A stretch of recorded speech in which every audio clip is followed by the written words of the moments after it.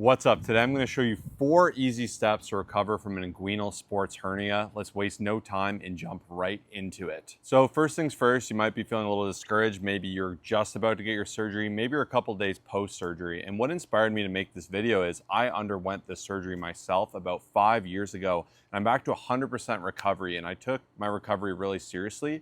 And I tried to find content around it. There really wasn't much out there. I made another video you can check out here about my experience, what to expect, all of that good stuff, but I didn't talk as much about what I did specifically to recover and return to what I love, which is fitness, lifting heavy, powerlifting, all that great stuff. So I wanted to jump into that today. So this is a super common thing. If you have this, you might be thinking, why me? This sucks. But about 25% of men and 2 to 3% of women will undergo this at some point in their life. So don't get too down on yourself. This is a very common surgery and it won't be too bad. You can absolutely recover and heal from it. So first things first, every recovery will be different. And the most 2 common types of surgery would be mesh or laparoscopic. I went the mesh route, and usually I've been told that this is what they advise for your first one. You need to consult with your surgeon, and your history will dictate how fast you recover. If you're a really fit, healthy person, it's going to be a lot faster. If you're younger, it's going to be faster. Just the same if you're older, you had a dual hernia, it might take a little bit longer. So be patient with yourself. And my biggest piece of advice is day after day, if you know you're moving a little bit in the right direction, just recovering a little bit, you are making progress. And that's a great sign that you're going to get to where you want to go. But without further ado, here's step number 1. So for phase number 1 is just reducing pain and inflammation and just really trying to live and get through it, because it can be surgery. Obviously, if they're cutting you open, that's not fun. Laparoscopic obviously wouldn't be as bad, but if you are going mesh, you're going to cut through your ab, which is definitely not a fun thing and will be a little bit painful. So you need to be patient with yourself, alleviate that pain, take the medications that are prescribed to you, utilize Tylenol, just whatever your surgeon or doctor is saying, definitely defer to that judgment. And this can be a really aggravating time because you can't really do much. It's kind of awkward. You got to try like going to the bathroom the first time, learning to sleep perhaps on your back. Like, it's a tough time, but this is a time where you can be patient with yourself. And during this time, one thing I really wanted to get a jump on when I couldn't do as much in terms of physicality was really maximizing healthy nutrition, maximizing hydration, and maximizing rest. By doing those 3 things, you're going to allow your body to begin that recovery process, and you're going to put yourself in the best place possible.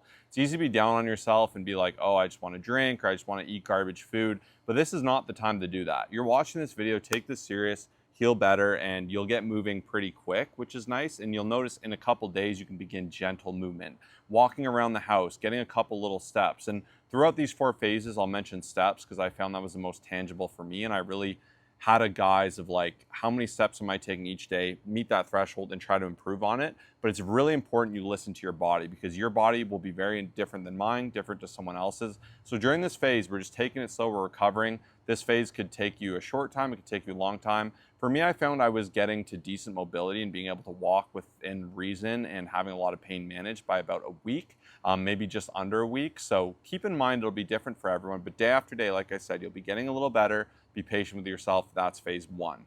Phase 2 is going to be introduction to movement. So this is where we're going to start taking our movement more serious. And the important component of this, especially if you're mesh, not as much if you're laparoscopic, but we want that scar tissue to heal nicely around the muscle, around the tendon, around everything. We want to make sure that we're getting a good recovery here.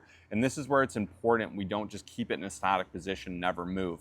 I was told from my surgeon and my personal experience that walking is one of the best things I can do as I get better, because it gets some blood flow, it gets me moving, and it's going to cause any future discomfort or pinching from that scar tissue not healing properly. So the best way to do this in this second phase is to really gauge just in general, starting to move more. So if perhaps you're just walking around the house, if you have a step counter, it's a great thing to use, or you could do little laps. Even if you have a tiny house, you can go wall to wall, back and forth. And I preferred walking in my house to walking outside, because I don't have to worry about getting hit by a bike or a car, or my dog jumping on me or something crazy like that. So you have the opportunity to really progressively improve this. And I started ridiculously, like comically easy, like 500 steps, 1,000, 2,000, and I would push as was appropriate. And I would begin to do other things, obviously. In that first week too, you obviously want to try to shower, but you want to shower with more comfort. You want to move a little bit better. Maybe you'll be making your meals with more ease. So this is something where you can start to just say, I'm going to start moving more. And then I progressively would move through this as well. And I found I also was quite comfortable going to a gym and a treadmill. And I would walk on the slowest setting, 30 minutes. I'd listen to my body. If I felt discomfort, I would stop. But I generally would feel good. And I would push that threshold day after day. I would either increase the incline a bit, I'd increase the speed. And your goal is just to get your body moving once again. And once you start moving, you actually feel a lot more normal. So that is the second thing I would recommend here. Before I do jump into the third phase, I actually wrote this all out on a cheat sheet with more info. And there's some things I left out of this video, like little things I would do, like icing and what I did, and just also some exercises and some simple progressions you can do in that movement. I'm an online fitness coach, so this is a world I'm comfortable with in terms of getting back to sport, getting back to movement. So if you want that free guide, I'll send it to you on Instagram. Just DM me. My Instagram's @ColossusFit, COLOSSUSFIT. It's on the screen, and just say hernia guide. I'll send that to you so we can get you that 4-step detailed recovery guide if maybe you're missing some things in this video. But make sure to message me that if you want to grab that totally free. All right, so for phase 3, you should be moving now. You should be getting a respectable amount of steps in at obviously a low intensity. We're not running, we're not sprinting, we're just getting moving. And from here, we actually want to regain some strength. We want to get back to lifting. We want to get our body moving. And what's really tough about hernias, because you're getting that ab cut a little bit, it actually kind of, whenever you brace or do anything heavy, that's why they're so hesitant to that. You don't want to tear that mesh. If you do that, it'll be extraordinarily painful. That'll put you back forever. So don't be a hero. The main thing, like I said here, is go slow. Listen to your surgeon. I can only share my experience. I've heard from other surgeons you should wait 3 months, 6 months from what I've read online. My surgeon was really cool, and he pretty much told me within about week 3, I believe I started lifting again.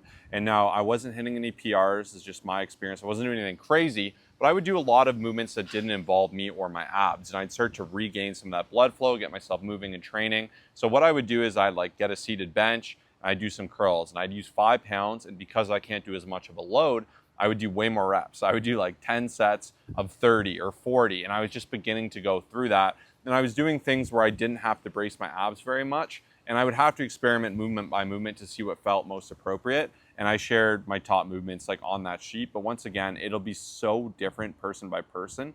And you should consult with your doctor, but I am really thankful personally that I went back to lifting a little bit earlier intelligently. And I never would do a big jump. I wouldn't go from using those 5 pounds to using 40. Week after week, I'd say, I'm feeling good. This caused me no discomfort. I'd go to 10. I'm healing a bit more. And I would begin to introduce more and more movements. I would do some laying down movements, like laying down dumbbell press. I didn't really return to direct ab training at this point, but indirectly, even if you're doing a shoulder press, right? I'm bracing my abs as I'm pressing, and I would begin to get some of that recovery in there as a byproduct of that. So this is where I was really intentional.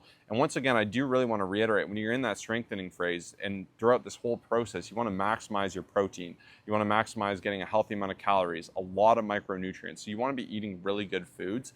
And I actually supplemented creatine through this time as well to aid with that recovery ever so slightly. So these are a couple little extra edges I gave. And I find it's a lot more empowering when you're actively working to recovery as opposed to just hoping you recover, because you know you're taking those steps and you're actually moving more forward. And because of that, I was like, I think I did like a 500-pound deadlift maybe like 12 weeks after it, which was probably a little bit stupid, but it was just kind of to make a fun point and to show that with a lot of intention you can heal. I wouldn't recommend that. In retrospect, I don't know why I did that. I think I just wanted to prove I was better, but I just want to show to you that it will get better. If you're in the start of it, don't be too upset with it. And during this phase, just progressively do new movements, get a little bit stronger. We'll get into phase 4 now. So last but not least is the return to full recovery. And this isn't going to happen overnight. And I think this phase, you still need to be careful. I remember pretty much upwards to about a year when I would do captain's chairs, leg raises, I'd sometimes feel a little discomfort. I'd be like, ooh, it felt different. And that's because your body's healing around that mesh. You've had a surgery. It's natural for it to. Don't get too worried here. Obviously, if you're experiencing sharp pain, stop. If anything feels really off, go to that doctor, have those conversations. But in general, I did found over time it would really soften more and more. And as I progressed those weights forward, I would start to introduce some ab work, and I would do it very carefully and very smart. So I would do very short planks. I would do very short crunches, and I would listen to my body and see what felt appropriate. And like I said, this was around 6 or 7 weeks when I started to introduce this.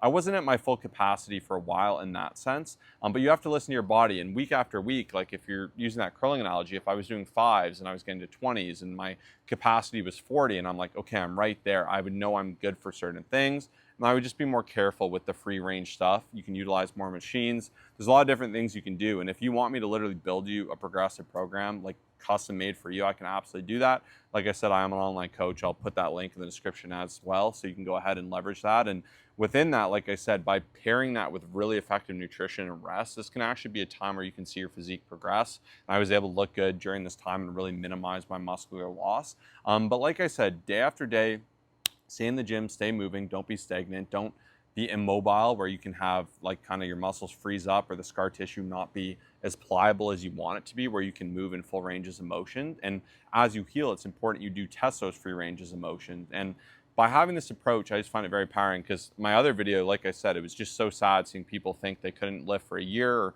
whatever it may be. And once again, this is my experience. I'm not telling you to do anything because of disclaimers, and we want to be careful there. And I know also in comments, there's going to be a lot of like, what do I do in this or that? So I can give you these loose guidelines, but you could take this, do some research, talk to your surgeon. I can obviously work with you one-on-one and give you those specific answers.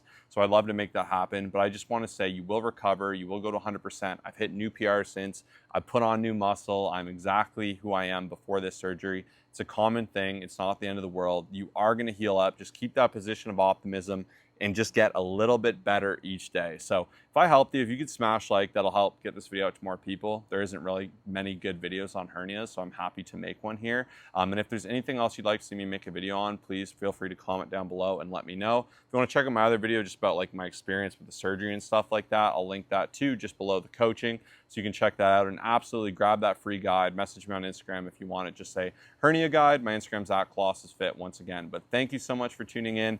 Heal up, get strong. We'll see you in the next one. Peace out.